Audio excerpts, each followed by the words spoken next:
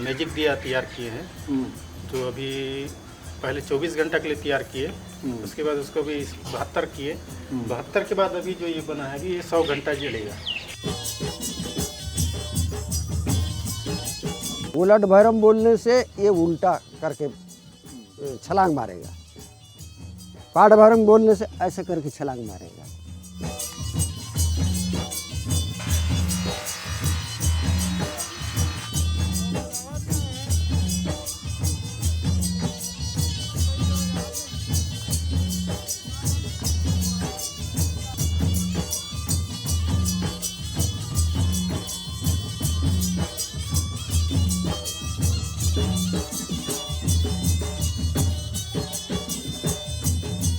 छत्तीसगढ़ की बस्तर आर्ट यानी मूर्ति कला की तारीफ दुनिया भर में होती है।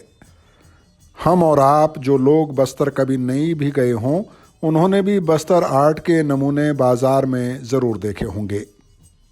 जब बस्तर आर्ट की बात आती है तो लोहे की मूर्तियों और सजावट के न जाने कितनी तरह की चीज़ें हमारी आंखों के सामने तैर जाती हैं।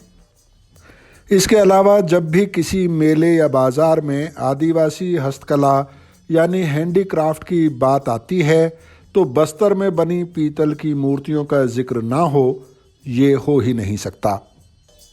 बस्तर की इस मूर्ति कला को ढोकरा आर्ट के नाम से भी जाना जाता है। इस तरह की मूर्तियां अब अंतर्राष्ट्रीय बाजार में भी जगह बना रही हैं।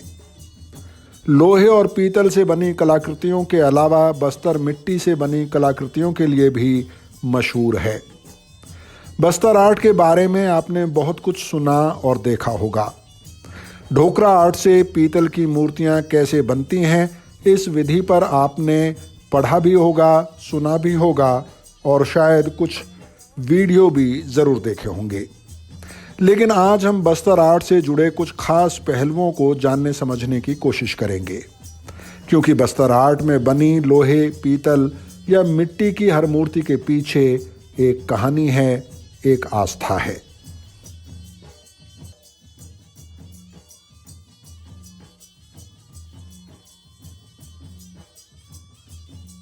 नमस्कार दोस्तों, मैं हूं श्याम सुंदर और मैं भी भारत की टीम आज छत्तीसगढ़ के कोंडा गांव ज़िले में है। यह बस्तर का इलाका है और आपने बस्तर आर्ट के बारे में ज़रूर सुना होगा। यहाँ पर लोहे से, पीतल से और मिट्टी से तरह तरह की कलाकृतियाँ बनाई जाती हैं। इन कलाकृतियों में आप आदिवासी जीवन, उनकी धार्मिक आस्थाएं और यहाँ के परिवेश की झलक देखेंगे, उसका असर देखेंगे। कोंडा गांव बस्तर आर्ट का एक बड़ा सेंटर है। यहाँ जब हम कारीगरों से मिले, कलाकारों से मिले, तो हमें पता चला कि इन कलाकृतियों में, इन कलाओं में अब तरह तरह के प्रयोग भी किए जा रहे हैं और इन कलाकृतियों के लिए एक बड़ा बाज़ार तलाश किया जा रहा है और वो शायद उन्हें किसी हद तक मिल भी रहा है।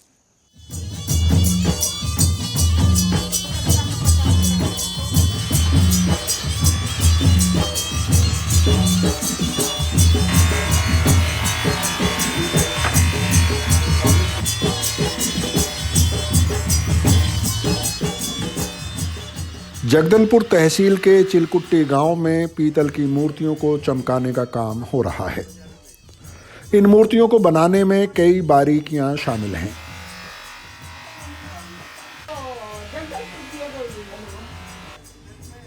इसमें पहले मोम का मॉडल बनाया जाता है, फिर उसे मिट्टी से कवर करके भट्टी में पकाया जाता है। उसके बाद उसमें पीतल पिघलाकर डाला जाता है। फुगनू राम सागर ने जब से होश संभाला है वे यह काम कर रहे हैं। आज वे इस कला के मशहूर कलाकार हैं। वे बताते हैं कि पीतल की इन मूर्तियों को बनाने में लंबा समय लगता है। इन मूर्तियों को बनाने की प्रक्रिया में करीब 1 दर्जन स्टेप होते हैं। जैसे घोड़ा है, हाथी है, मूर्ति है, उसका मॉडल बना के फिर मैं मोम से फिट करता हूँ। जैसे नाक है, कान है, सब पूरा फिट करके फिर नदी किनारे का मिट्टी से पूरा को छाप देता हूँ। वो सूखने के बाद फिर दीमक और भूसा मिट्टी लगा के फिर छाप देता हूँ पूरा। और एक जगह सुराख रख देता हूँ, क्योंकि पीतल जाने के लिए। हाँ, उस मिट्टी में क्या है, सांचा फटे नहीं, भूसा के साथ मिला के तोप देंगे ना, सांचा फटेगा नहीं। पीतल जाने के बाद भी सांचा नहीं फटेगा।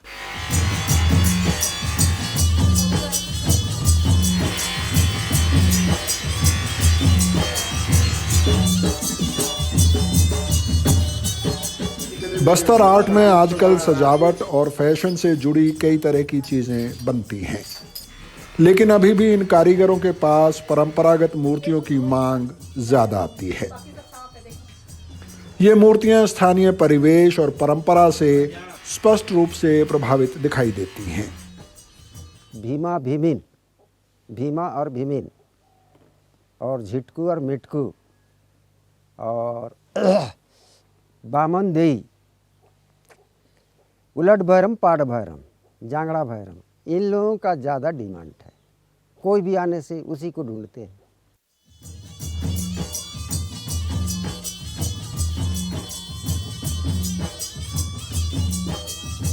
दरअसल आज जिसे हम बस्तर की मशहूर ढोकरा आर्ट कहते हैं, इसमें आदिवासी देवी देवताओं और पुरखों की मूर्तियां बनाने का चलन रहा है। आदिवासी समुदायों में गांव और परिवार की सुख शांति और बीमारी से बचने के लिए देवी देवताओं को प्रसन्न करने की परंपरा रही है। यानी आदिवासी समुदायों में गांव की रक्षा करने वाले देवी देवता खेत खलिहान के देवता और पहाड़ों और नदियों के देवता होते हैं।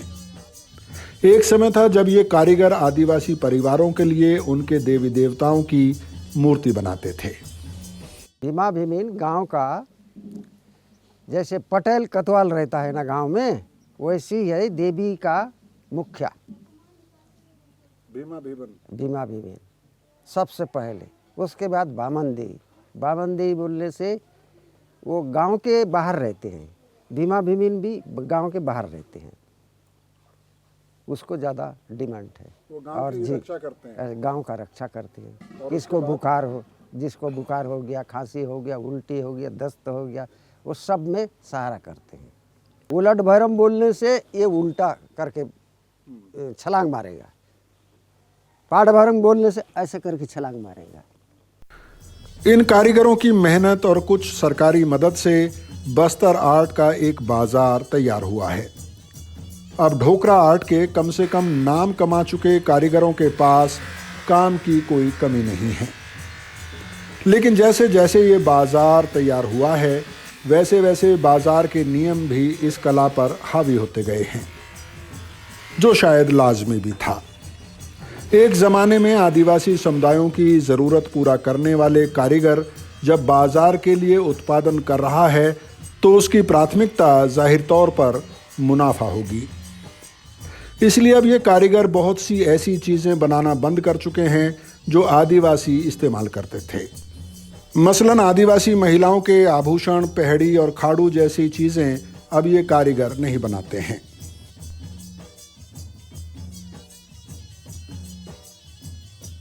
ढूंढते हैं, मैं हमको बांटा चाहिए, सूता चाहिए, चूड़ी चाहिए, कंगन चाहिए बोल के बोलते हैं, लेकिन हमको उसमें बनाने में बहुत लेट होता है, समय ज़्यादा लगता है। समय ज़्यादा लगता है और वज़न कम होता है और पैसा भी कम होता है।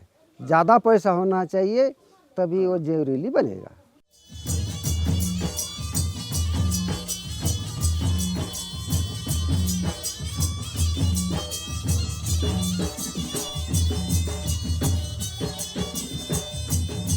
दरअसल आदिवासी परिवार जब एक आभूषण खरीदता है तो वह पीढ़ी दर पीढ़ी इस्तेमाल होता है।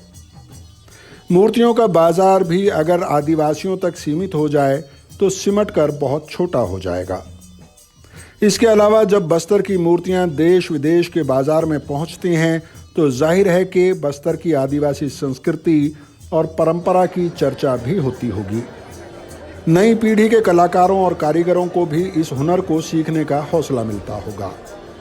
हमने यहाँ पर कारीगरों से बातचीत में ये महसूस किया कि बेशक बस्तर आर्ट दुनिया के बाजार में पहुँच रही है।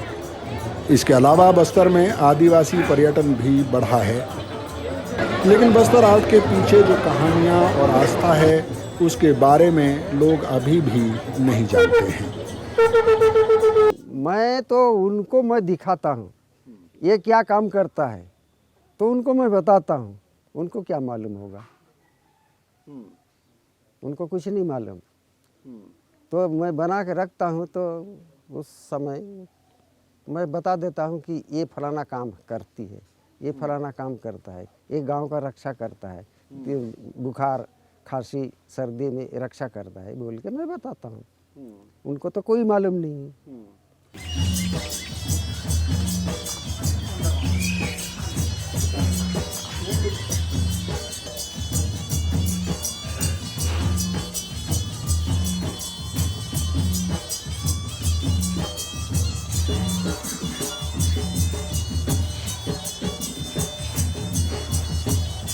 अशोक चक्रधारी कोंडा गांव के मशहूर कारीगर हैं जो मिट्टी का काम करते हैं। अशोक मिट्टी से बनने वाली चीज़ों में तरह तरह के प्रयोग करने के लिए जाने जाते हैं।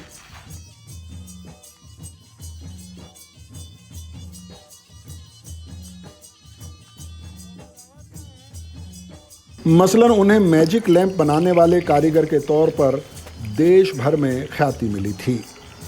हम लोग कभी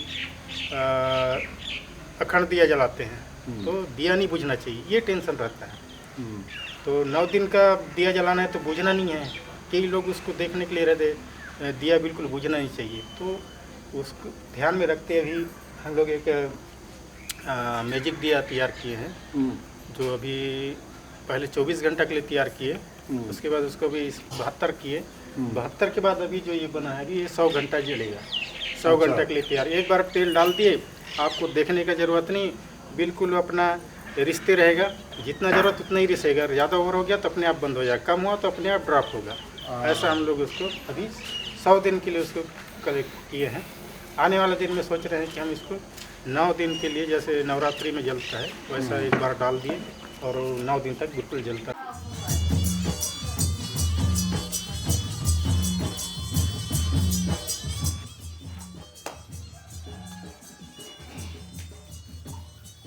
अशोक यूं तो तरह तरह की मूर्तियां, दिए और बर्तन बनाते हैं, लेकिन यहाँ घोड़े और हाथी की मूर्ति बड़ी मात्रा में दिखाई देती हैं। इन हाथी घोड़ों की बाजार में काफ़ी मांग है।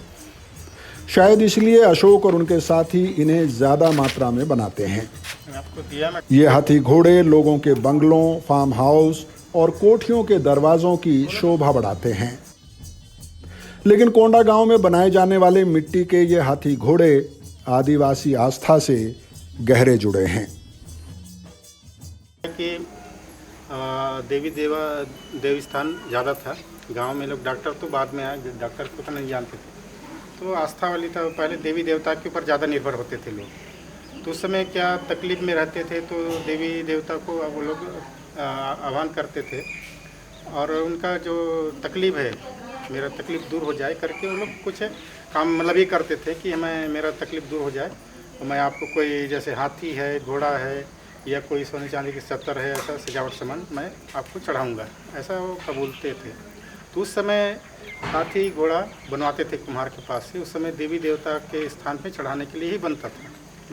लेकिन आज ये जो हाथी घोड़ा है देवी देवता के स्थान की जगह, अभी बड़े बड़े शौकीन लोग, बड़े लोग हो गए तो बड़े बंगला में हैं, बड़े बड़े घर में हैं, फार्म हाउस में, ऐसे सजाने के लिए भी आजकल इसको ले जाते हैं।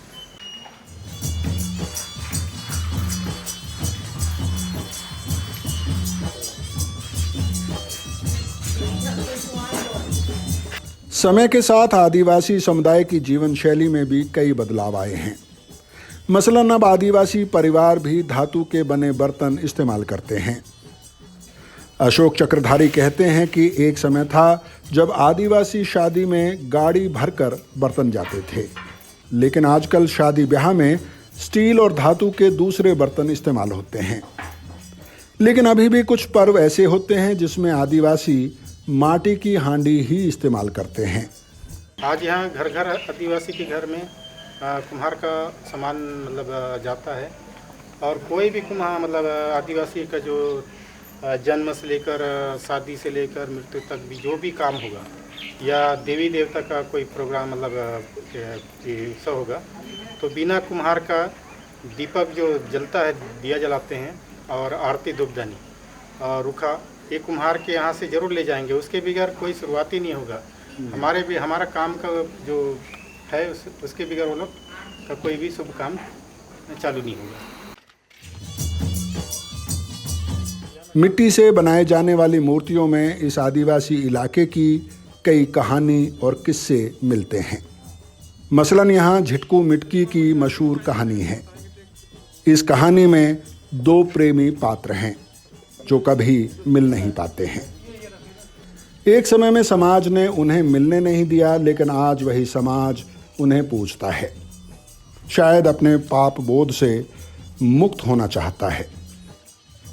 कि हिंदी पिक्चर देखते थे हम, लैला मजनू, हीर रांझा, ऐसा करके जो जोड़ी जो प्यार में अपना मतलब शहीद हो जाते, मिल नहीं पाते, अपने आप को एक दूसरे के समय में मतलब बलिदान कर देते हैं। ऐसा ही कहानी झिटकू मिटकी का है। तो आज वो लोग मर के मतलब उसको मरने के बाद कोई भी गांव का जो अच्छा रहता है वो इंसान जब मरने के बाद ना उसका आत्मा को हम लोग मतलब देवता के रूप में ऐसा लोग मानते हैं।